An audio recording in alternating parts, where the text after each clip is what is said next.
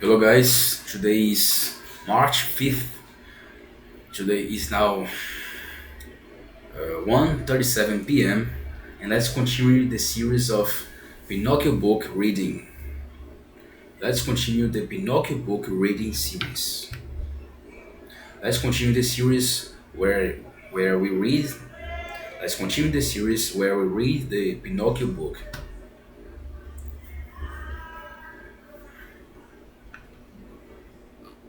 Let's continue the series where we read the Pinocchio book. Where we read Let's continue the series where we read the Pinocchio book. Chapter 28. Pinocchio escapes being fried like a fish. There came a moment in this desperate race, a terrible moment, when Pinocchio thought himself lost. For Alidoro, the mastiff, had run so swiftly that he had nearly come up with him. The puppet could hear the panting and the dreadful beast close behind them. There was not a hand breath. There was not a hand's breadth. There was not a hand's breadth between them. He could even feel the dog's hot breath. There was not a hand's breadth. There was there was there was not a hand's breadth. There was not a hand breath. There was not a hand's breadth between them. He could even feel the dog's hot breath. Fortunately, the shore was close and the sea. Fortunately, the shore was close and the sea but a few steps off. Fortunately, the shore was close and the sea but a few steps off. As soon as he reached the sands, the puppet made a wonderful leap. A frog could have done no better and plunged into the water. Alidoro, on the contrary, Alidoro, on the contrary, Alidoro, on the contrary, wished to stop himself, but carried away by the impetus of the race. Alidoro, on the contrary, Alidoro, on the contrary, wished. Alidoro, on the contrary, wished to stop himself, but carried away by the impetus of the race, he also went into the sea. Went into the sea. The unfortunate dog. Why I'm reading so badly? Alidoro, on the contrary, wished to stop himself, but carried away by the impetus of the race, he also went into the sea. The unfortunate dog could not swim, but he made a great effort to keep himself afloat with his paws. But the more he struggled, the farther he sank head down. But the more he struggled, the farther he sank head downwards under the water. And when he rose to the surface again, his eyes were rolling with terror, and he barked out, "I'm drowning! I'm drowning! Drown!" shouted Pinocchio from a distance, seeing himself safe from all danger. "Help me, dear Pinocchio! Save me from death!" At that agonized, at that agonizing crying, at that agonizing crying, the pup, at that agonizing cry, the puppet, who had in reality been excellent, at that ag- at that agonizing cry, at that agonizing cry, the puppet, who had in reality an excellent heart, was moved with compassion, and turning to the dog, he said, "But if I save your life, will you promise to give me no further annoyance, and not to run after me? I promise, I promise. Be quick, for pity's sake, for if you delay another half minute, I shall be dead." Pinocchio hesitated, but remembering that his father had often told him that a good action is never lost, he swam to Alidoro, and taking hold of his tail with both hands, brought him safe and sound onto the dry sand of the beach. The poor dog could not stand. He had drank so much salt water that he was like a balloon. The puppet, however, not wishing to thrust him too far, thought it more prudent to jump again into the water. When he had swum some distance from the shore, he called out to the friend he had rescued, "Goodbye, Alidoro. A good journey to you, and take my compliments to all at home." Goodbye, Pinocchio, answered the dog. A thousand thanks for having saved my life. A thousand thanks for having saved my life. You have done me a great service, and in this world, what is given is returned. If an occasion offers, if an, oc- if an occasion offers, I shall not forget it. Pinocchio swam on, keeping always near the land. At last, he thought he had reached a safe place. Giving a, long, Giving a look along the shore, he saw amongst the rocks a kind of cave from which a cloud of smoke was ascending. In that cave, he said to himself, there must be a fire, so much the better. I will go and try and warm myself, and then we shall see. Having taken the resolution, he approached he approached the rocks, but as he was going to climb up, he felt something under the water that rose higher and carried him into the air. He tried to escape, but it was too late, for, to his extreme surprise, he found himself enclosed in a great net, together with a swarm of fish of every size and shape, who were flapping and struggling like so many despairing souls. At the same moment, a fisherman came out of the cave. He was so ugly, so horribly ugly, that he looked like a sea monster. Instead of hair, his head was covered with a thick bush of green grass. His skin was green, his eyes were green, his long beard that came down to the ground was also green. He had the appearance of an immense lizard standing on his hind paws. When the fisherman had drawn his net out of the sea, he exclaimed with great satisfaction, thank heaven! Again today I shall have a splendid feast of fish. Thank heaven! Again today I shall have a splendid feast of fish. What a mercy that I'm not a fish, said Pinocchio to himself, regaining a little courage.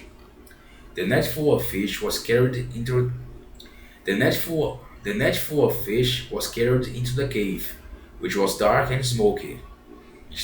In the middle of the cave, a large frying pan full of oil was frying and sending out a smell of mushrooms that was suffocating.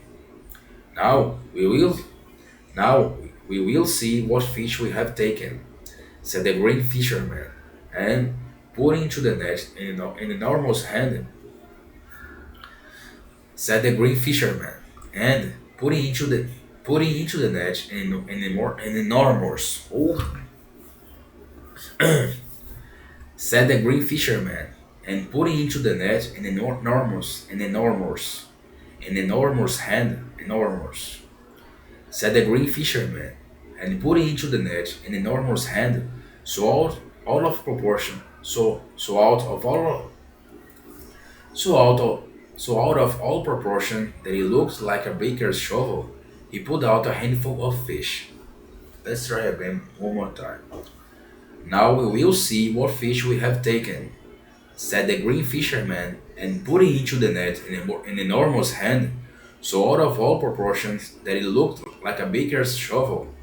He pulled out a handful of fish. These fish are good, he said, looking at them and smelling them complacently. And after he had smelled them, he threw them into a pan without water. He repeated the same operation many times, and as he drew out the fish, his mouth watered, and he said, chuckling to himself, "What good whiting! What exquisite sardines! These soles are delicious, and these crabs excellent. What dear little anchovies!" The last to remain in the net was Pinocchio. No sooner had the, no sooner had the fisherman taken him out of No sooner had the fisherman taken him out than he opened his big green eyes with astonishment and cried, half frightened, "What species of fish is this? Fish of this kind I never remember to have eaten." And he looked at him again attentively. And he looked at him again attentively, and having examined him well all over, and he looked at him again attentively, and having examined him well all over, and he looked at him again attentively, and having examined him well all over, he ended by saying, I know, it must be a crawfish. Pinocchio, mortified at being mistaken for a crawfish, said in an angry voice, a crawfish indeed? Do you take me for a crawfish? What treatment? Let me tell you what I'm. Let me tell you. Let me tell you that I am a puppet.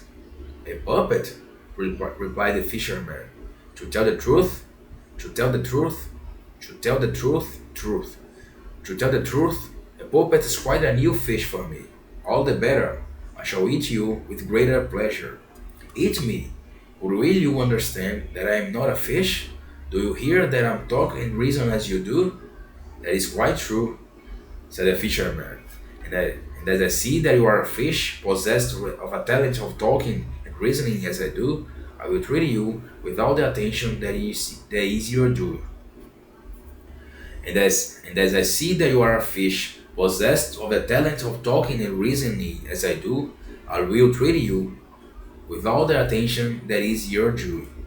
And this attention, in token of my, in token of my, in token of my friendship and particular regard, in token of my friendship and particular regard, I will leave you with a choice of how you would like to be cooked. Would you like to be fried in the frying pan, or would you prefer to be stewed with tomato sauce? To tell the truth, answered Pinocchio. To tell the truth, answered Pinocchio.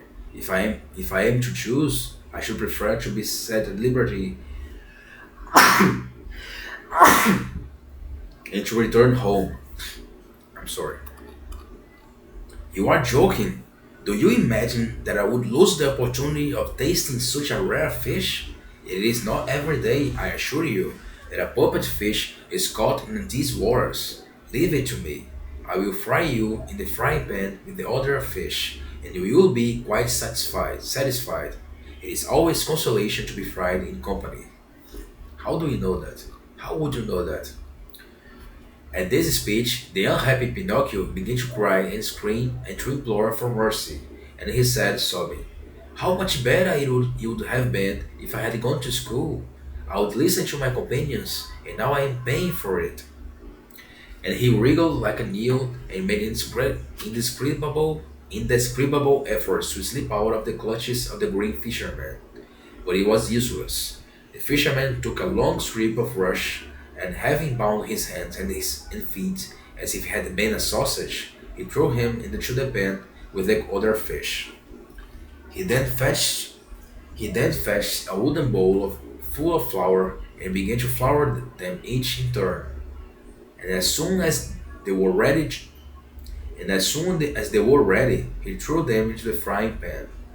The first to dance in the boiling oil was the poor whitings. The crabs followed, then the sardines, then the soles, then the anchovies, and at last it was Pinocchio's turn. Seeing himself so near death, and such a horrible death, he was so frightened and trembled so violently that he had neither voice nor breath left for further entreaties. But the poor boy implored with his eyes.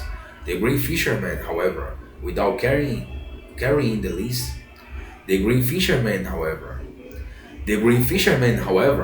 without carrying in the least, plunged him 5 or 6 times in the flour, until he was white from head to foot and looked like a puppet made of plaster. And that's the end of this laborious chapter. I really need to practice more. I'm struggling so much to read this chapter, and this is a child book. I should have been improved already. Okay, I need to improve. I need to practice more. Until the next time, until the next episode.